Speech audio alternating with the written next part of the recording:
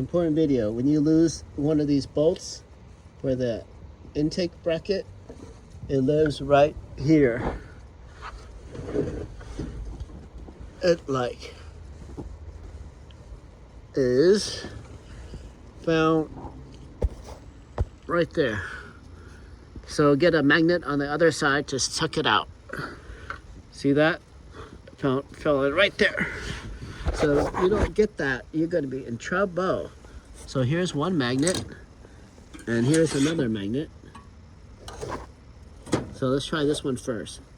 Pocket screwdriver magnet.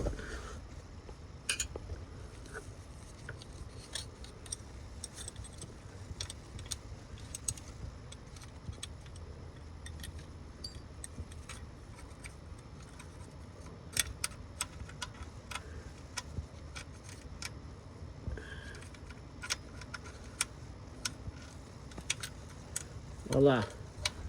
Pocket screwdriver magnet did the job. There it goes. So you need that bad boy to put that bracket back in.